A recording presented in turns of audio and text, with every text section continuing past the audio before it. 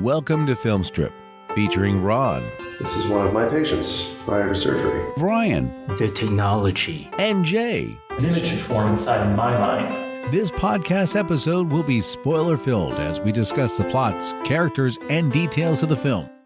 Welcome to Film Strip. I'm Jay. I'm Brian.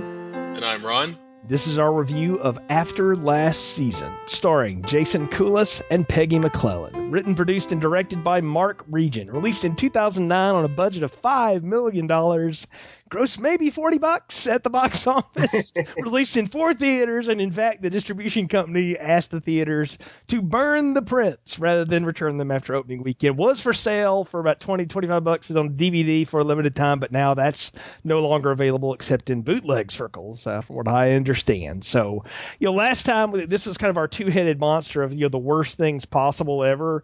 And Ron, you offered up the delicious The Room from Tommy Wiseau, and we had some fun with that. And then I offered this one up, though, as the worst thing possible that could ever be seen. And I'm going to be curious to see what you guys think of it, because this all started for me because of a guy that used to write at Ain't It Cool News under the tag Massa Worm. It's C. Robert Cargill's his real name. He's an author, and he actually wrote Sinister, and I think he's worked on a couple other screenplays, and he's working on Sinister 2 now and stuff like that. But he used to do a worst of list and did a podcast that went along with it with some other friends. And so I heard him do this worst of roundup, and just the whole room was going, I'd never even heard of that, whatever. And he just kept on and on about it. And then I read his article about it, and it became an obsession of mine that, like, I must see this. This seems like the worst thing that could possibly ever exist.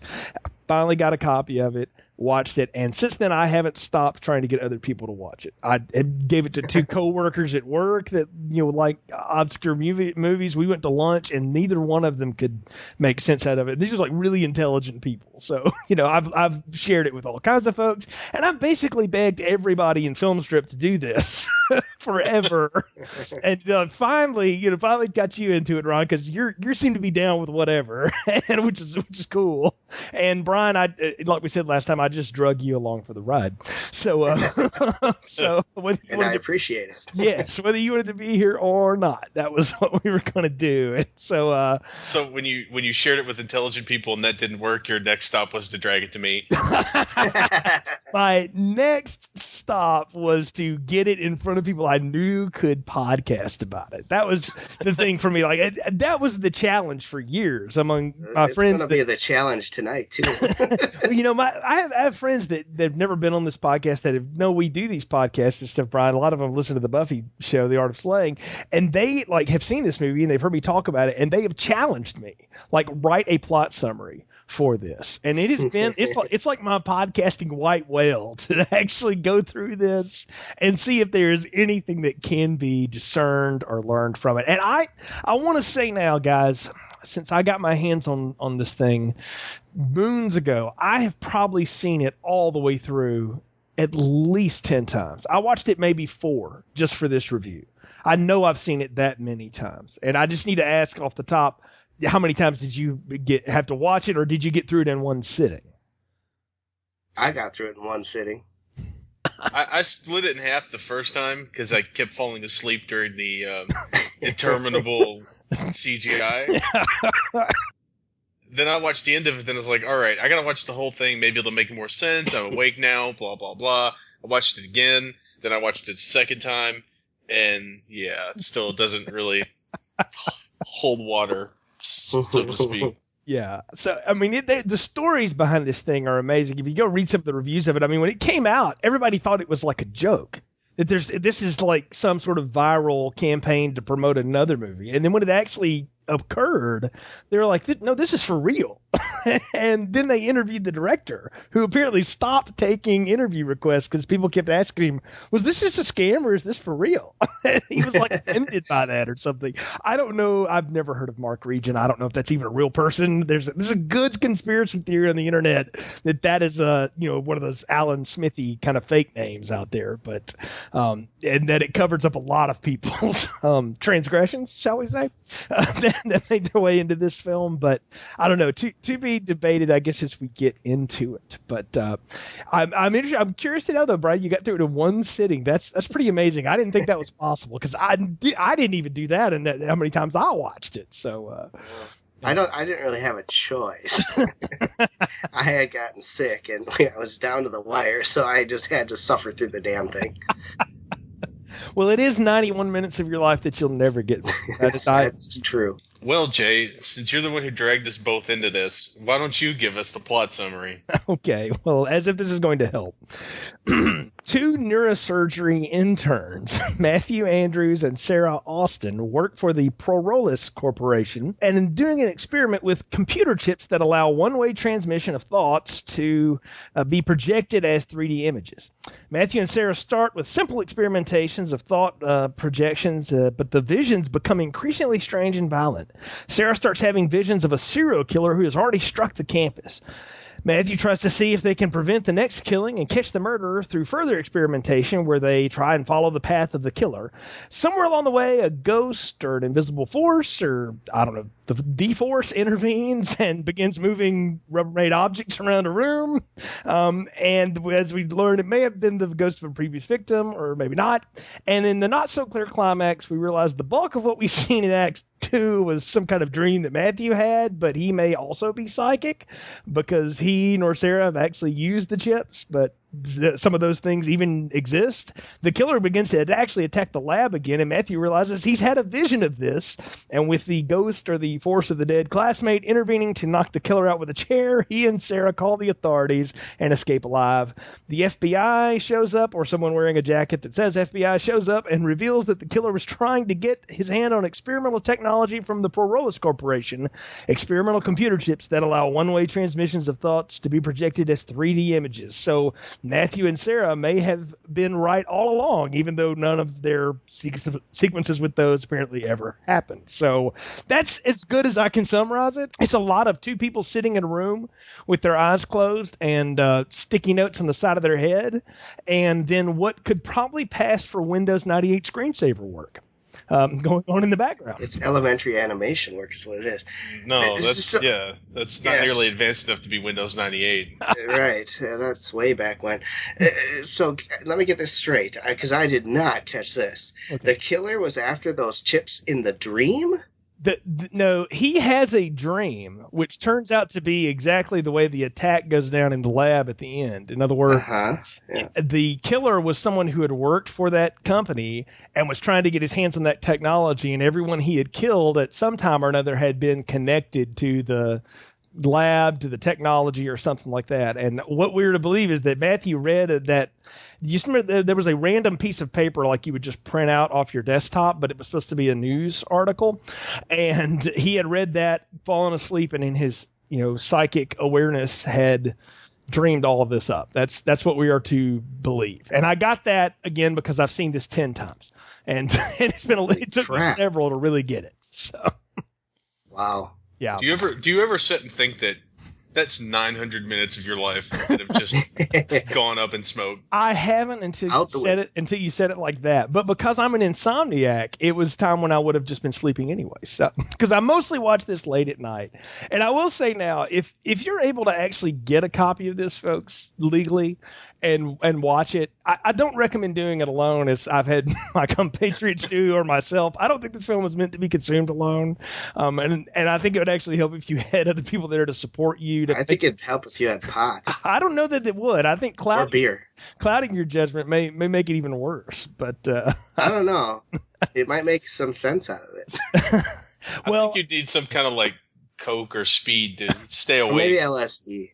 I think if you watch it in 15-minute chunks and then like take a break, like you're studying for a chemistry exam or something, you might actually be able to get through it and make sense of it. So it's not easy to discern. I think as bad as The Room was, there was a story lying underneath all of that bad 80s R&B or 90s R&B and sex scenes.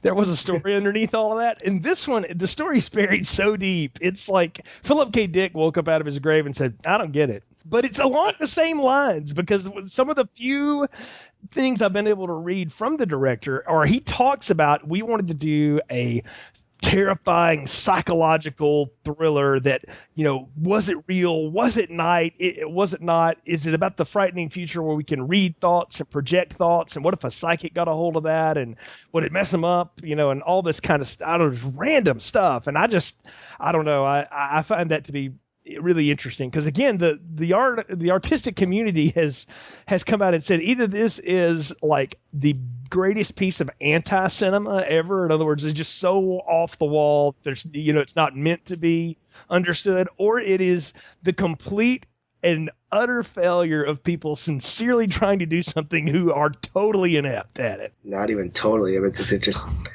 none of them did anything after this, by the way. None of the crew. None of the crew did. One of the actors, or a couple of the actresses, have done something. I've actually seen the Criminal Minds episode where our lead, Peggy McClellan, is the featured victim of the week. Someone probably saw the movie and was pissed and said, I need to hire her so I can kill her. It says on her IMDb page, known for after last season. And I was like, I don't know if you want to be known for it, but I don't know. I don't know where these people are from. I don't know any of this stuff. The accents are off to me, all of it. But let's just get right into it, okay? And talk about our two lead characters, because they're who we're going to spend all of our time with here. Matthew and Sarah, rather. I call him Peggy in the notes. Let me change that. Matthew and Sarah. What do you think about old Matthew here? Any initial impressions off of this guy? Dork. He makes oatmeal look exciting.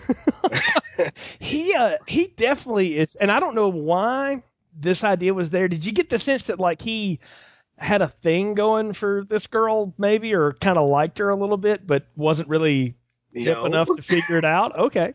I got nothing out of him on that at all. I got the feeling that he was so super pumped about his stupid psychology questions that he didn't care who was there. Yeah, that's actually kind of the take I got out of it too. Like he was way more interested in probing her mind than other things. Than probing other parts. Well, that may be true because he's all about that questionnaire, right? Oh, God. The way it opens, though, is we are introduced to the doctor, I guess, who is their internship supervisor. We're going to get into this whole idea of this internship in a minute, though. But we're seeing people who are coming in for an MRI. Have either of you ever had an MRI before? I have. No. No, I've not. I can tell you, it is nothing like the experience that is portrayed on the screen. Do you think the MRI machine cost maybe 35 cents to put together with the instruction paper and the way it was laid out? It looks like we just went into Ron's. Set cost 35 cents. It's like we went into your extra bedroom, Brian, and just shot this. Yes. So we didn't even get introduced to that guy at first. At first, we got introduced to some nurse and a guy who ends up being part of the end. The FBI agent. Yeah, the FBI agent is in for an MRI scan of some kind. Because he's got Parkinson's. Right. But I don't know what. He doesn't show any of the classic signs thereof. Not that I can see. Just that his hand's shaking. Yeah, but he could have got that from drinking too much coffee that morning. Exactly. That didn't look real at all. Like that, somebody watched. And he is an FBI agent, so I'm sure he drinks a lot of coffee. Is that what it is? So I think they're just trying to set up the whole MRI and the brain waves of somebody normal versus someone who's psychotic or different. But they never pay that off in any way. Exactly. Wait, are we sure that speaking in a monotone voice and reading off a cue card isn't one of the symptoms of Parkinson's? Well, you know what? The thing is from his beginning of his performance, from the first time we see him to the end time, that last performance, it was like one take on his lunch break or something. He's just stammering over every line. And we need another scene. And look, it took me several viewings to realize those were the same people. And I was like, oh, wait a minute. That's the guy from the beginning. Because I think my mind gets so warped by the animation that I just can't. I figured it out when the hand was shaking. There we go. You were paying more attention to it than I was then. So congratulations. So, but the whole bit here is that the Prorolis Corporation is some kind of neurosurgery company, not a clinic. And they're doing some kind of brain research, and they're going to have neurosurgeon interns. Do neurosurgeons even intern like that? I would imagine. I would assume so, yes. Really? Yeah, well, I have a brother-in-law in radiology, and he's interning. So. Okay. And that includes interning on dead people, so Okay. But do they call it interning, or is it like Yeah, he's actually residency? Nope, it's intern. Oh. Okay. Because he's still in college. They don't go residency until after they graduate. Okay. So is this 45-year-old lead character supposed to be in college? Maybe he got a late start in life because he started out as a truck driver or something. I'm going to take another picture. So, yeah, Brian has just simulated the MRI sound. So, for all of you, maybe I think I did a better job. You're probably related to the Foley artist of this. Truth be told. So. Okay, so I don't know. I just found that to be a really odd. Well, the whole thing is just strange anyway. But I found it to be an odd entrance. And then Matthew and Sarah, I wrote in my notes, meet not so cute. She walks into a room and he knows who she is, but she has no idea who he is at first. And they have what may pass for the most awkward conversation I've ever seen put to 35 millimeter. I mean, I thought like Denny and the conversation with Lisa and Johnny was kind of weird when they were all in the bedroom throwing pillows at each other, but now you got nothing on this. Tell me I'm wrong. Wait, this was shot on 35 millimeter? This was shot on 35. Yes, sir. Wow, what a waste of film stock. Want to know why it looks so bad? There's actually a reason for this. They had the camera and they had the film. They had no lights. They only had the ambient lighting of the room. Shocked. So that's why it looks like your grandmother's video camera. So it's almost like a Dogma 95 style. Break all the rules. Yeah. No artificial light. No artificial music. I want to know what they spent the $5 million on. That is a great question. The answer to that generally is the computer animation. Took up a bulk of the budget. Good God. But this was in 2009?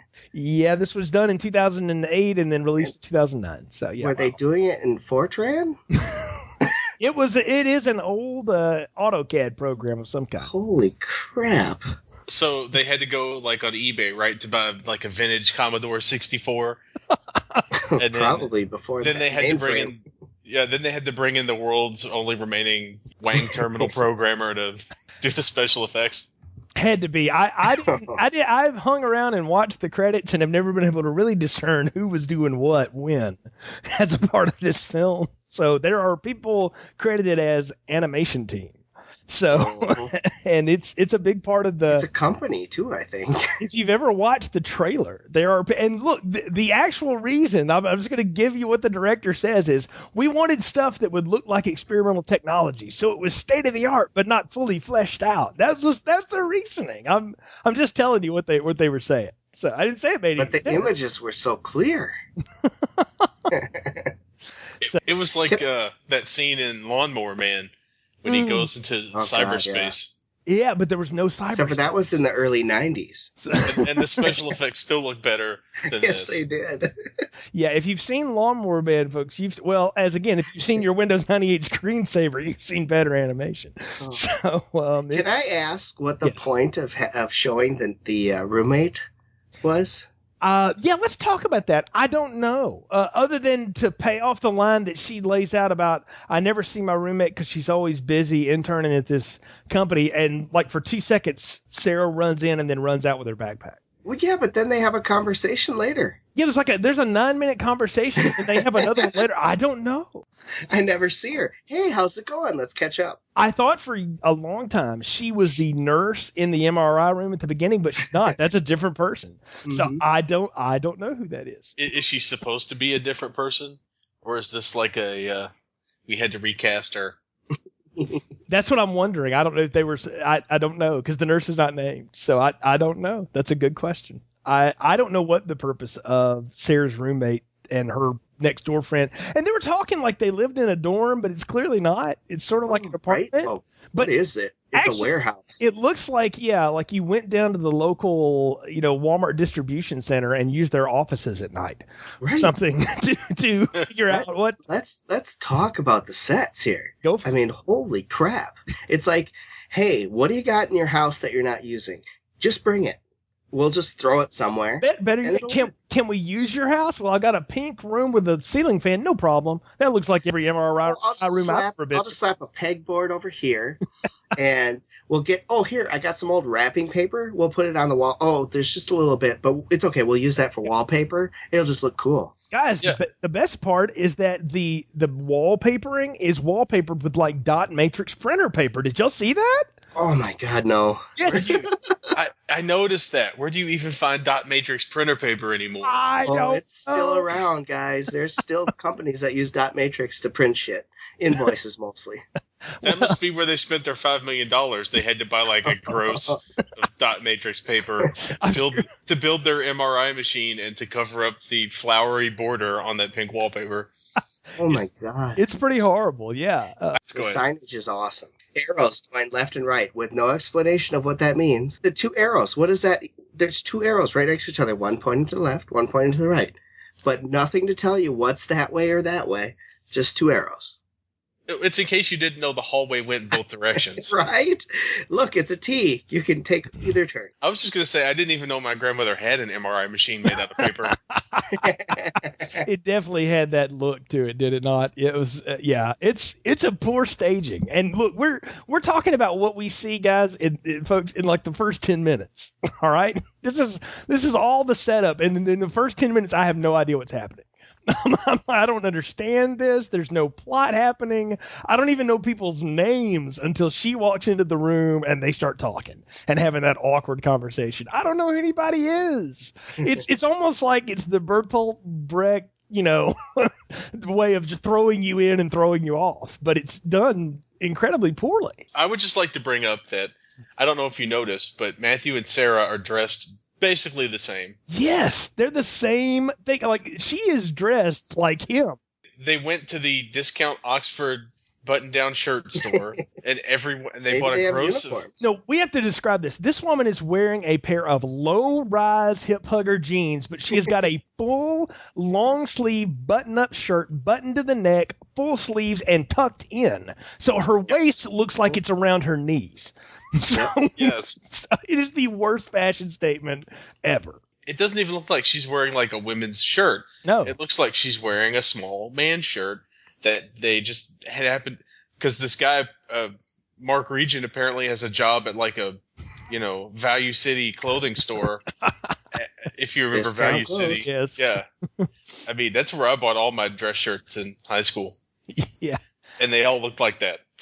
Yeah, I can see it. I mean, yes, they are dressed exactly the same, though. And I was going to ask you guys, is there some sort of significance to that? Because as we'll find out, they both may or may not be somewhat psychic. I would assume they're not. Because it was all a freaking dream. Well, yeah, but then in the end, they know what is going on. So they had some sort of premonition. Do? Yeah, because they get out of the damn way. Well, no, they got a guy attacking them. Well, yeah, I know, but they get going to get out of the way. But they get out of the way because they're expecting the ghost to intervene. I think there's a small clip in this film where he's reading a newspaper article about some serial killer in Minnesota, right? Yep. I'm guessing that's where they learned what's going on. The killer of Ed Brown, yes, that's kind of the starting of the thing, because part of their awkward conversation is 3 homicides in 4 months, because she's waiting to get in and see the doctor, who apparently is doing therapy with someone who found Ed Brown's body. And victims with similar stab wounds. I was like, who releases that to the news? I watch a lot of Criminal Minds, okay? maybe too much, but I'm like, they don't tell nobody nothing till they got something. Cops don't release anything if they don't have to. So in terms of that kind of information, so I found that to be really, I don't know, funny. That he knew all this. So. I'm going to go out on a limb here. I've just invented this crazy theory. Sarah isn't real. Wow. That's how Matthew sees himself, and when he puts those chips on his head, or when he has his dream, he's interacting with his true self in some sort of bizarre milquetoast Glenn or Glinda sort of way. Very interesting, but then how do you explain the end where she's like testing the range of motion for someone who had surgery for her Parkinson's or something like that? So, because that's him in his Mother Bates outfit. Oh, wow. Now we're making this movie good. now, maybe he's gone ahead and gotten the surgery, and he's living out and proud. After last season 2, he's now Laura Jane Grace, and it's just gonna. I've never thought of that, but well, wow. I don't think anyone has. I said I asked you, Brian, or I asked both of you if you thought that he was maybe sweet on her a little bit or whatever, and you said you didn't get any of that at all.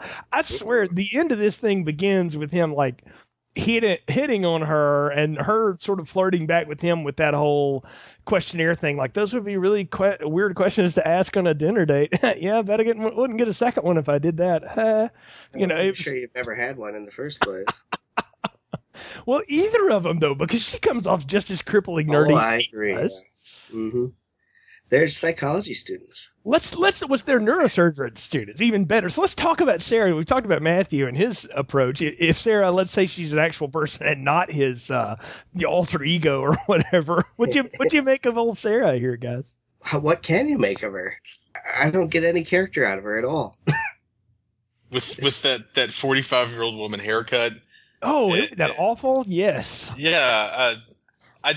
It was like, I've got some friends who've done community theater for like 20 years. I'll just make a movie with them as the stars. And then you get something that is even worse than community theater. Well, can I ask, does anyone else believe that a lot of this was ad-libbed on set? Because I can't imagine anyone writing the shit that was in this movie. It was actually written. What you see a lot of, though, there's actual script to this. The way it was shot was it was directed and shot one line at a time, in and out of sequence. What? Like as most films are, but like literally, like in same scenes, they would shoot dude talking about stuff, girl talking about stuff, and then they had that random 2-shot, and they would just feed them a line, feed them a line, feed them a line, feed them a line. The fact that the editing is not jumpier is amazing, because apparently that's how this was shot. Well, in order to have jumpy editing, you have to move the camera. It pans slowly to the right one time. I did count that, and I thought it was hilarious. But they fed them one line at a time, apparently, and they never really knew what they were getting. Somebody literally sat down and wrote the words to this shit, said, "This is great." Someone proofread it and said, "You got a hit." Have you ever read one of Sylvester Stallone's scripts from the 80s? It ain't much different. So I gotta imagine it can't be this bad. I mean, no, nothing is this bad, obviously, but it ain't much better, man. So I'll just tell you. But he won an Oscar. I know, which is one of the most amazing feats of all time. So their whole thing is they're going to schedule a follow-up session. And what Act 2 turns into is supposed to be the follow-up session, but it's really all taking place in Matthew's head. So let's blow that right now that happens. And I just want to say this. I hate that in movies. It seems like such a cheap cop-out when they do this stuff. I talked about this, Brian, when we reviewed Rob Zombie's Halloween 2, that it killed me that great chase scene at the beginning was nothing but in her head. I was like, damn it, the best action in the whole thing, and it's all in her freaking head. That drives me insane.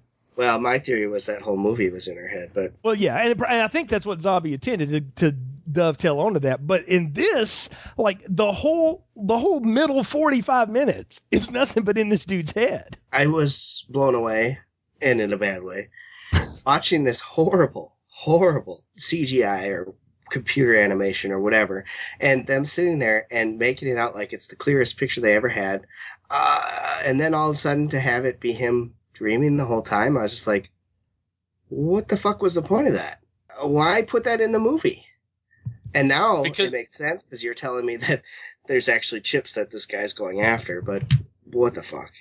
Well, you had to put it in the movie because they need filler to make it 90 minutes. So you need 15 minutes of, Minecraft level CGI, because it's not like you could do the thing they did in the 50s where Roger Corman would show everyone, every time anybody was driving, you would see them stop the car and park, because that would eat up precious screen time. Every time you saw anybody drive, they would stop and park. And that was the whole point was, well, we got to make this thing at least 85 minutes or no one's going to screen it. Well, I don't disagree with that may have been the theory, but they wanted to get to these graphics. And the whole point here is that this company is experimenting with chips. Now, this should be said that Matthew is running some kind of questionnaire because having been an intern before, you're always running some kind of test, and fellow interns play with each other's tests all the time. I didn't bump into that too much because I thought, yeah, I get that. That makes sense. The second part of it, apparently it's just more questions, but in his dream state here, it's, okay, we've got these chips, and, I mean, they look like little, I don't even know what they are. It's like little black dots they just stick on their heads, right? There's no... It's a Listerine. I mean, yeah. Yeah. No, I know exactly what it is. Have you ever seen those pens where they have the little page tabs? Yes. It's the little page tab. Like, you're supposed to use that to mark the page you're in a book. Or, I guess, to transfer thoughts back and forth. And I now realize that we are dealing with people that don't even have the ingenuity to at least rig up a bunch of random wires, like streaming from your PlayStation 1, and you could have made it look more realistic than what this thing is. I mean, it's like they totally communicate wirelessly. There's not a computer in the room. Oh, well, there's a husk of an old desktop over to the side, but it's just the hull. There's no, parts to it. There's nothing hooked to these things up. There's no on and off. They're not on. Yeah, they just put them on their heads and then close. And the thing is that he makes this big deal about the rules of the chips, that you got to close your eyes, you got to clear your mind, except if the background noises of either airport traffic or toilet flushing that we're going to get into in a minute. And then he can see her thoughts, but they have to reverse the chips, and she has to ask him questions to be able to see his thoughts, right? I got that right?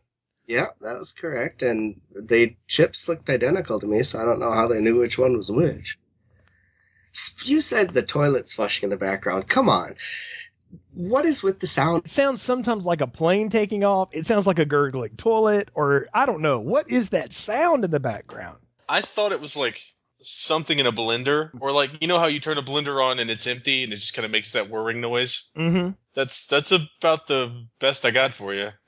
Well, I was curious too as to what the noise was. Brian, it's probably the fan on whatever ancient computer he's making those graphics on kicking on. Because it's clearly like gonna melt the chips in that Amiga. It was terrible. I mean, it was just guttural noises coming from a outside, and they acted like they didn't hear a thing the whole time. So I was confused. And it's distracting too, because at first I've always thought, is this supposed to be part of the thing? And then after having seen it so many times, I'm like, no, they just barely didn't filter out any of the noise that was going on off the set. Like they were just like, yeah, there's not gonna be any ADR. We're doing all of it live right here. But the good thing, I don't see a boom mic in one shot. Now, if there's one out there, point it out to me, because I didn't see it. But I'm sure I don't think they used boom mics. That's the raw audio. The computer animation, we touched on this, but how about those birds? Oh, those were something special, weren't they?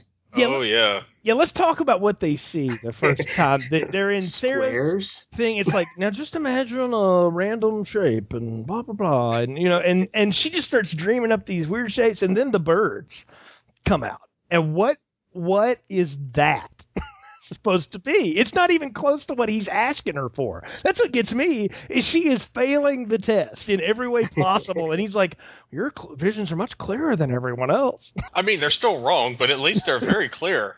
Yeah. Well, but I guess we're supposed to believe that none of that's actually even happening anyway. So it doesn't matter, right? It's the randomness of the dream. I guess. It was something to watch, that's true. And it went on forever. Forever. Yeah, there are at least 5 to 6 minute scenes 2 or 3 times in this film where nothing is being said. There's not even any discussion going on. It's just or background music. Mm-hmm. Yeah, nothing. It's just animation on the screen. It's awesome. My favorite line of the whole movie comes in this area, though, when he says to her, "Picture a flat surface, and out of the surface, one letter rises." Her response is, "From the alphabet?" No, not that. We'll pull a letter from the garbage can. What the hell? Where else are you going to pull a letter? Is she supposed to think of Thorn, that rune from the Halloween series that gives Michael Myers his druid powers? I cannot believe we worked the Curse of Thorn into this. Awesome. That explains everything. This is going on down the hall from Jamie giving birth to her baby. Now I get it. Yes, thank you, Ron. So, but a letter does not arise. That's what I want to say. It's a bunch of circles. It's a bunch of spheres, is what it is. So obviously you know that she has no clue what a letter is, except for that it may be from the alphabet. I think O counts as a letter. Is that supposed to be an O? Because boy, those are some poor O's. That's all I want to say. They only had a limited budget for CGI, Jay. It's $5 million. $5 million. The two of us could make a Leprechaun film look awesome. They put $5 million on this movie, and $4.9 million of it went into the pocket of the person who made this shit. I have been told, and he's never done a thing since. Again, with the grand conspiracy that it's actually not a person. It was a group of people scamming folks. But there's been nothing about it. This film is as off the grid as you can get. I mean, if it had not been the random moment of just reading that article here in that podcast, I would never know it existed either. So, but again, I hold it up as, you see what I mean? Like, again, in the middle of the room, none of us really knew what was happening. Like, there were people getting breast cancer and then they weren't, and all this stuff. But there were things going on. I can't tell you what happens in the middle of this film because I can tell you what I see, but I don't know what any of it means. And that's the problem. Like, I'm still struggling to figure out, what does any of this mean? It means nothing, Lebowski. Yeah, I was gonna say it doesn't mean a thing. This movie means nothing. Nothing happens of consequence in this movie. Nothing. I'm just gonna say, I really like the theory that this is like some kind of 5-man Uwe Boll style money laundering scam. It could be. I mean, it really could be. So they're paying a lot of people to give it good ratings everywhere. That's for sure. Well, we'll get into that as we get to the end here. But I want to get back just a little bit to the second act, because in between these scenes of computer-generated images, as they keep calling them, how about the jump cuts back to the lab and what I called Imagination Land? Because like they're randomly walking along, and like there's a wall, there's a circle, there's a big, and then you just go to shots of people sitting with their eyes intently closed. And I'm either like, if you turn the sound down in this film, you're either watching people sitting and like doing really bad yoga, or I don't know how else to describe it. It's just very, very weird what goes on as they cut in between these people. Yes. I can't say anything about this. It's really bizarre. And all I can think of right now is that scene in Demolition Man where they're having sex over the two vision things. Yes. Would you like the sex? Oh, wow. I hadn't thought about that in a long time, bro, but you're right. That's very similar. Wow. So are these two sharing a sexual experience while he wanders through her random dreams? I think that maybe he is. Because her face at times, I'm not going to lie, it's a pretty bad one, but it looks like an O face. I'm not going to lie. Some of what she's doing. Shapes get them off, man. I guess. Until the killer comes in. Well, the killer. So, yeah. So the thing is, though, like it keeps going and going, and then we finally see Sarah sees a woman in a room backing up to a wall, trying to. Do you recognize her? Yeah. No, she's a piece of shit, poorly animated woman. Of course, I don't recognize her. That's what I'm asking you. Who is that supposed to be? Is that supposed to be the roommate? Is that supposed to be the person that gets killed, like in the random home that gets spliced in between all that? Did y'all catch the roommate, man? It's the roommate? Yeah, she's the only brunette in this whole film. They're not that connected to be able to pull that off, are they? Why not? What else? It doesn't make sense any other way. Maybe that's the nurse. Well, that we think might be her in the beginning, and she's getting dream stabbed. No, guys, there's a person, like in the midst of while she's having this vision and relaying it to him through these chips, which is, again, is just a dream, but just go with it for a minute. They cut to like this house that's like somebody's computer room, laundry room, where this woman. Oh, yeah. Is that what that's supposed to be? I think so. But who the hell is that? That's what I want to know. But they cut those scenes. And is that the house at the end where they talk about knocking down the wall? Is that the same place? I think so, yeah. This is supposed to be? Okay, you saw the Greg's mystery mom? me because 10 times I'm going like, is that where Greg's sister and him got killed? What happened there? Craig's That's mom's just house, downstairs. That's just downstairs from the MRI machine. It probably was in reality, Yes. but yeah, I don't know. And the fact, and the Parolis Corporation was their unfinished basement. It's all in one house, right? So, but that's what I couldn't follow there, because after they start seeing these things happen, she sees. How do you describe when she sees the killer coming through the wall with the cylindrical knife object and no face? That was awesome. It's like a fencing mask, right? Well, because she didn't know who the killer was, so why have a face on there? It's all Apparently, she knows who the woman is, but yeah, which is why I'm wondering who the hell is that to her. And your theory about being the roommate could be true. I don't know. I have no clue, man. Ron, you got anything? I got nothing. It's inexplicable. I agree. So. Well, okay, so that of course freaks them both out, and what I love is that they're. Are you seeing visions of the killer? Maybe we could catch him before it happens again. And I'm like, well, now we're in an episode of Scooby-Doo. So then my favorite part happens. That's where exactly they're what I getting was attacked thinking. by the Invisible Man. well, we're going to come to the Invisible Man in just a sec. But before we get But there, that's all part of the dream sequence. I know, but it's all him. But before that is when they start acknowledging what they're seeing is maybe it's the killer and it's old Mr. Johnson or something like that. This girl could play a good Velma. I mean, she definitely has that going on. And this guy is not nearly cool enough to be Fred or high enough to be Shaggy, but he can fit on that special episode of the Flintstones somewhere. So Maybe we can stuff him in a suit and make him Scooby Doo so he won't talk. there we go. Well, or he could talk with that great accent that Scoob has. But yeah. Sarah. But anyway, so yeah, I don't know what's happening there. But then we do get to your favorite part, like you say, Brian. The Invisible Man attacks them in the lab and starts cutting them on the arm. The best part of that whole scene is he's invisible, yet they know when he's right in front of them. That's what I wanted to ask you. How did they know? Does he have bad breath as an Invisible Man? There's probably some dude dressed head to toe in blue, although they probably didn't have the budget for that. So No, there's nobody there. Okay, these people are acting against nothing. Do not give us credit like that. This is not Hollow Man 3 or something like that. They didn't even get that right. So this is bad. I was just about to make a Hollow Man joke. Go for it. No, it's fine. Yeah.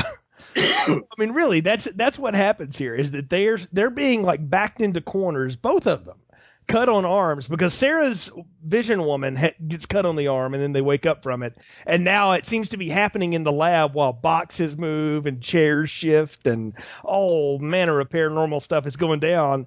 And then just out of nowhere, Matthew wakes up and he's got a it's been a dream and it's a different day because he's got on a different shirt. He's got on a white shirt. Are you kidding me? Never mind that Sarah's got on the jacket to cover up the blue shirt she's still wearing. He's wearing a different shirt. Yes. And that's when you woke me up. And she's like, are you okay? You look like you had a weird dream. Sorry, I'm late. And the last 45 minutes are pretty much haven't happened. You see this random piece of paper that's on the floor that apparently was supposed to be a Yahoo News article from, I don't know, somewhere, that it was about the corporation's research with chips and all of that in his head and the murders and everything else. And he just dreamed all of this up, which if the movie had ended there would be the greatest FU to the audience of all time. But then they go about staging someone attacking the psychology lab with what looks like the knife you use to cut up chicken fingers in your kitchen. It's all he had, man. I had to borrow that from the house. That was also the MRI machine. What makes it so gruesome. Yeah, because there's no blood in this movie. We couldn't even spring for some Cairo and there's some blood in the cutting scenes. There's some blood in the dream cuttings. Yeah, but how did that? I mean, really, that looked like a magic marker leaked on you. That was well, of course it was. There's still blood. Yeah, but that's the thing. It's like he starts talking to her about all these weird visions, and she's like, "Yeah, that's really weird." And then they just start doing the questionnaire again. Like no big. What the heck, huh? Yeah, but then the killer shows up to attack the lab, right? And he kills somebody. He's wanting to know how to get in the lab. And as he's banging down the door, both of them, now mind you, he's the only one that had the dream, all right? Mm-hmm. Both of them react to the door and move in unison to get out of the way as if it's just like in the dream we just had. Yeah, as if nobody else had access to the room, right? So that. But as if they had someone's coming in, it must be a killer. But as if they had both seen it before already. That's the thing that gets me is, it's only supposed to be in his head, but both of them move, giving credence to your theory, Ron, that they're the same person. Yeah, that's... No, come on now. That's basically where I'm not even going to say that I came up with this in that part, but that just seems like more evidence in my part that about my point that The Shining was about the murder of the American Indian. What? That was as inexplicable as anything in this film. What? I know, exactly. It was a dream I had. I just think that they forgot that she wasn't supposed to have seen the dream. Oh. And then Mark Regin, and I'm using air quotes around that name because that can't be a real person's name, and it's an elaborate con scheme. But anyway, they're like, all right, this is just like the dream you both had. And then they went back later and shot that scene where he was like, I had this dream. So it happened later, in other words. Yeah. Yeah, they just got that out of sequence, and they had to drop the part where she had the dream too. I don't know. What about you, Brian? Well, I got dropped, so I have no idea what you guys talked about. He just said that it looked like something that was shot out of sequence, and then later they went back and shot that scene with him, and it was only his dream. But when they directed the version of with both of them, it was both of their dreams.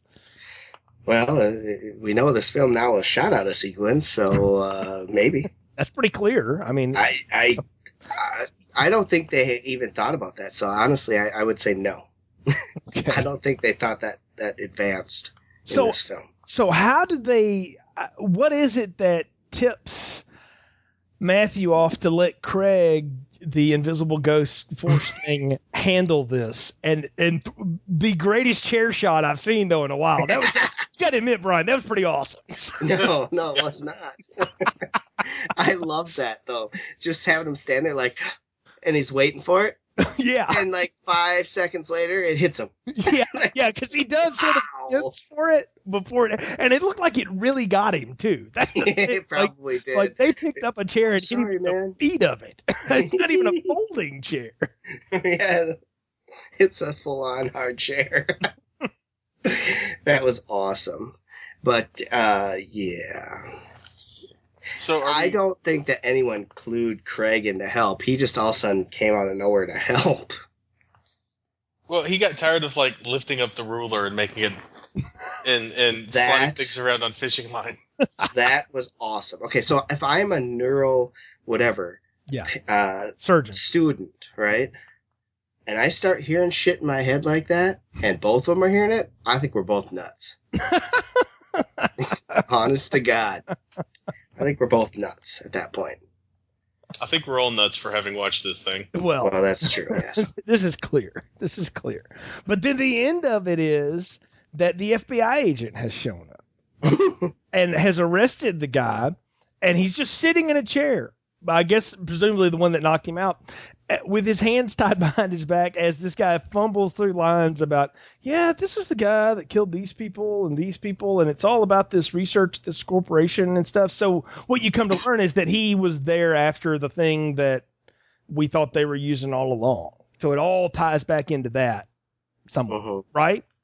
That's what I think they wanted you to believe, yes. Okay. Was it believable? No. I didn't believe it. Well, because then they both go on with their lives. Like Sarah goes back to examining patients. Yeah, and he goes back to his computer and hears a sound. Here's the thing. We spent quite a decent amount of time trying to explain this Craig guy, right? Who's now a ghost man who can move objects from a parallel universe. And they try to explain it as this guy was after some chips. So was Craig the inventor of this chip? What was his backstory? Because then we go to his freaking mom's house, and this lady's walking through, and she shows a picture of Craig, and he's obviously dead. Yeah. And so it's just like, okay, so is Craig the point of this movie, or is these chips the point of this movie? What was the point of this movie? It's all about the experimentation with seeing other people's minds and being able to project visions. And what if a psychic got a hold of that? Wouldn't that be freaky for one of them? Real? And I think that's what it's supposed to be. I'm just telling you what I read. I don't know what the reality is. But if a psychic can already see weird visions, and we're going to go out on a limb, get visions of the future, and why would this be any weirder for them? It should just be like a Tuesday. I don't know what Miss Cleo's routine is, guys. I'm just saying that. I mean, it would be weird. I mean, it would be weird for like a real person, but not like for a psychic. That should just be like, oh, well, this is slightly less weird than usual. And there's no three-headed dragon trying to kill me. But neither everybody can do what I do. But right? Presumably, neither of these people know they're clairvoyant.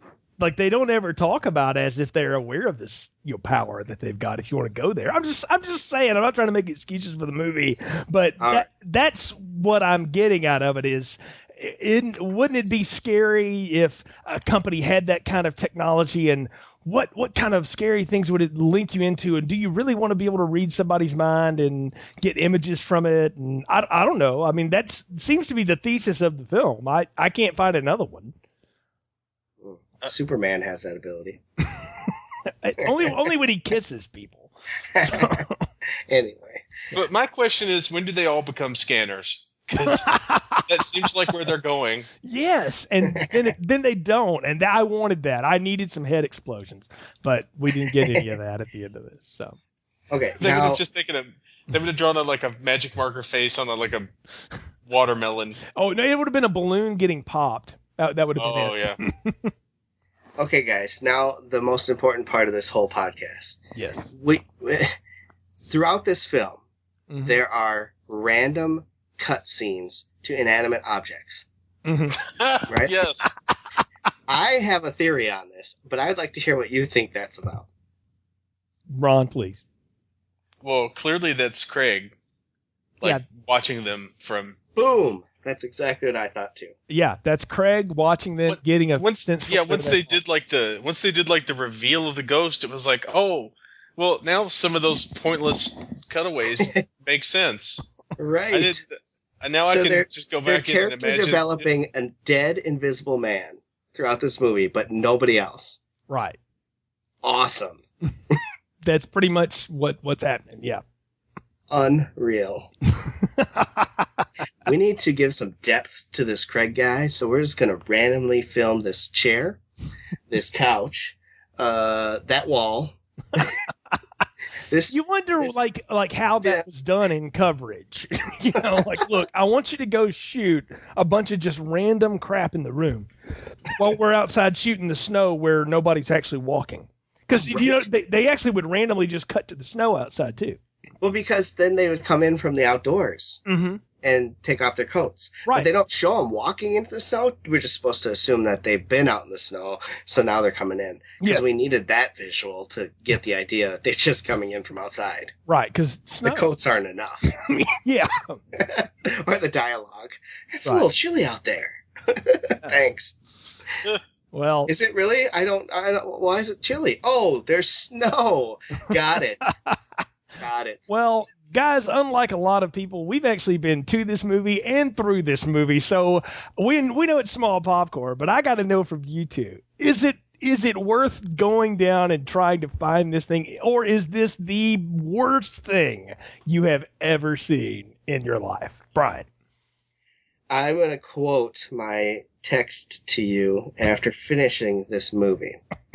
My text says, "Seriously, this is the most retardedly staged, written, acted, and edited thing I have ever had the privilege of watching." And I think that sums it up. I would not recommend anyone suffer through this film if you don't have to. There's just no reason. Ron. You know what? Go for it. If you can hunt it down and you want to watch the worst thing since, Ray Dennis Steckler was shooting the incredibly strange creatures that stopped living and became mixed up zombies, then I wholeheartedly recommend you track it down. There's a whole cult of people who watch terrible things like this, and you know what? Who am I to stop you? And just do your thing, do your terrible thing, and enjoy yourself, or don't, because you won't, because it's terrible. But is it the worst thing you've ever seen, Ron? It's really up there. Yeah. I'm not going to go ahead out and say it's the worst thing I've ever seen, because I did see Birdemic. But we may have to have a third chapter of this someday in the future. I could do this. I could watch these movies all day long. Let's just, yeah. I've seen Shock and Terror? Yes. Or Birdemic 2, The Resurrection, because it was so good they made a second one. Oh, Birdemic Shock and Terror. I haven't seen the second one yet. I've been waiting for the Riff Tracks version to come out. Wow. Well, you go ahead and wrap up your final thoughts. So, yeah, if you're a fan of garbage, hunt this down, because it belongs right there with your Troll 2. Actually, it's worse than Troll 2. Troll 2 was awesome compared to this. Oh, God, Troll 2 looks like, Gandhi compared to this, or Lawrence of Arabia in comparison. This movie is indescribably bad. It's like every bad Philip K. Dick trope thrown into one place. That's one way I've been able to describe it. It can't be thoroughly described. I think we've sort of bounced through it as good as we could, and I want to thank you guys for taking on the challenge of doing it. I think you both have done it well. But folks, I'm telling you, if you're curious at all, watch the trailer. That's on YouTube. And if you're curious after that, hit up your local Comic-Con. That's about all I can tell you if you're going to try to find one of these, because it's hard to get, but if you're into trash cinema, it doesn't get any worse. I mean, there's nothing as poorly done as this, and done with such a straight face. Like, Troll 2 laughs at itself at some point. Like, I think they even realized how crappy that was going to be. The people in the room knew that was just an insane person directing them around, And the people that make like Sharknado and that kind of stuff, they know what they're doing. That's how that goes. But these people actually thought they were doing something, from all I can tell. Okay. I'm just going to throw this question out there. Yeah. Which is worse, After Last Season or Manos, The Hands of Fate? I still will hold up After Last Season as the worst thing I've ever seen. That's fair. I think that's getting close to push territory, because there's the interminable driving scene in the beginning of Manos, The Hands of Fate, that just goes on and on for probably 20 minutes of just them driving across the barren West Texas countryside. Yes, often copied by Quentin Tarantino and Robert Rodriguez, I might add, but it seemed to only be able to stage things in that form. But no, this is still the worst thing I've ever seen, and it'll always hold that spot. I don't think you could make a worse film. I made a really bad 15-minute student film when I was in college, and I know it was bad, and I knew it was bad when I was doing it. Did it anyway. Had a blast with it, and I'll tell you now, you could follow the plot in that one. And you can't in this one. This one is indescribably bad, but it has been a real joy to roll through it with you two and kind of talk about it and to do something a little different. I mean, we've done all kinds of film reviews on Filmstrip. We really have hit every bit of the bucket, I think. And this one represented something, or these two really represented heading into an area we don't really go into, because when we review things, we actually try to go along that idea of the rating system. Is this better than I thought? Is this bad? Is it terrible? Is it good? We've done everything from extra large to incredibly small burnt popcorns, and going in knowing they're going to be small popcorns is one thing, but can we find anything to talk about in them? And there's plenty to talk about in both of these films, The Room and After Last Season. So. I expected After Last Season to be bad, but it somehow managed to be worse than my expectations. That is when you know the recommendation from me has lived up to its charm. Did I not tell you those exact words? You were not kidding. Yes. So, that it would be the worst thing you ever laid eyes on. So I have written down Manos, The Hands of Fate, and Birdemic as movies I need to now see. Well, I think eventually we should probably reconvene this little party and talk about those somewhere along the lines too. But we got a lot of other cool stuff coming out before then. Lots of cool reviews. Ron, you and I are going to take a trip through the 70s and the 80s, as it were, with Dirty Harry coming up here this spring. Going to be our spring series, not because they're remaking it or anything like that, but just because, hey, why not? Making Dirty Harry? No, they're not. That's what I'm saying. Okay. We're not leading into anything. We're just doing them, right? It'll be weird to watch good movies again. It will be a different look. At this point, the sequel to Avenging Force is better than what we've watched the last 2 weeks.